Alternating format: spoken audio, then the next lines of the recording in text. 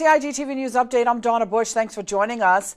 Minister for Finance and Economic Development, the Honourable Roy McTaggart, recently met with us to discuss the annual financial reports from the Department of Economics and Statistics for the Cayman Islands. He further explained what the information means for the Cayman Islands, how it will help him prepare going forward, and how the information allows the government to provide a progress report on our country's finances. Well, that report is actually one of them that I truly look forward to the release every year from ESO, because what it does for us is give a reader a comprehensive view, an overview of the performance of the Cayman economy. It is so full of statistics and information about the performance of the Cayman economy. And you can always go in there and find information that is of use to you. I keep a copy on my desk that I refer to it all the time. So it's a very important document. Most countries, developed countries, produce such a report each year. And they are done in such a way, and the information is collected in such a way that you can use it for comparative purposes with other countries.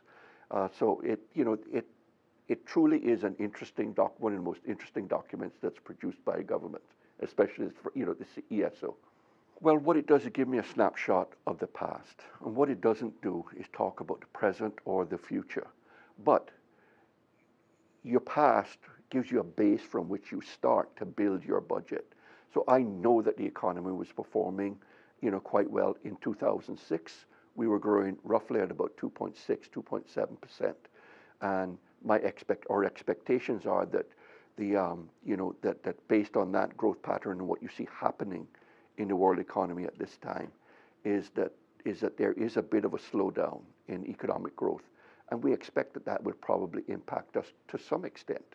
So it does inform us and help us in our decision making when it comes to look at the budget and the preparation of it.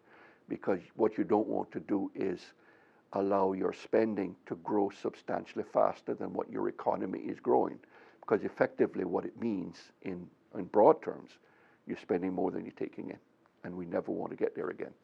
Up to the end of June, we were actually performing better than we had budgeted or planned for.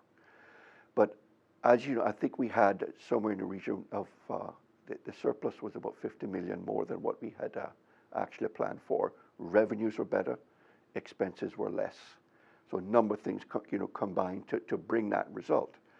But we have just been through what is traditionally the very, the time of the year when most of our revenues are collected. So what I anticipate will happen is that for the coming year, for the rest of the year, that we will incur, our spending will exceed the revenue that we collect. And so a significant portion of that surplus that existed at June 30th will be expended. What will happen is that we will at least meet our budget targets. It's just, and in all likelihood, we will exceed them, but we won't exceed it at the level that we have that we are exceeding it at the end of June. So we were projecting, I think, somewhere in the region of a $2 or $3 million increase from the budget. The actual amount would be about 2 or 3 million more in terms of the surplus for the year. The reports can be found online at eso.ky. Again, that's eso.ky. Meantime, 2 months after achieving the highest visitor arrivals for April on record, the Cayman Islands tourism sector continues to outperform expectations. Air arrivals for June were up just under 13% over the corresponding period in 2016, equating to 38,729 more visitors, or an increase of 4,407 passengers.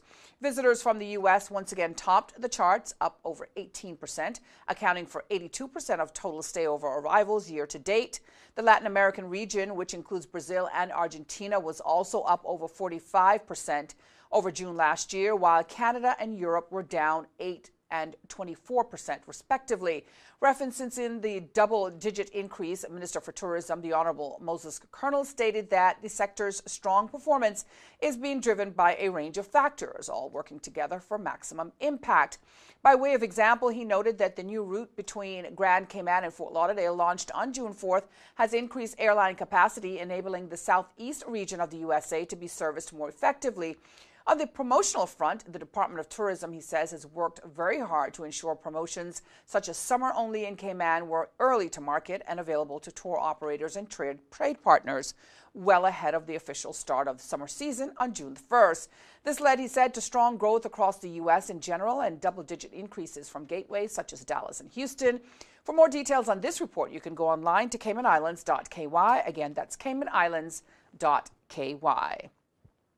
Well, as part of initiatives to raise awareness of the importance of breastfeeding to the growth and development of healthy children, the Cayman Islands Health Services Authority will collaborate with several local groups on activities to promote breastfeeding during World Breastfeeding Week, starting tomorrow, August the 1st through the 7th.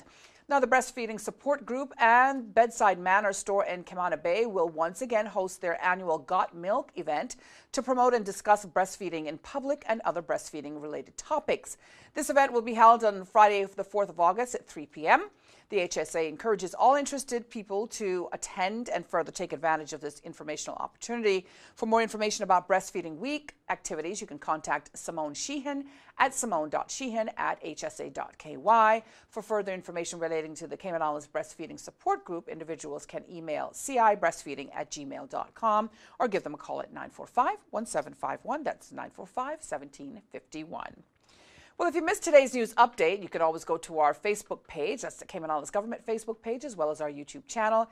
In the search bar on the YouTube channel, just be sure to type in CIG Television. For now, I'm Donna Bush. As always, thank you for joining us. Wishing you a wonderful and, of course, a very safe night, and hoping you'll join me back here again tomorrow. Until then, bye-bye for now.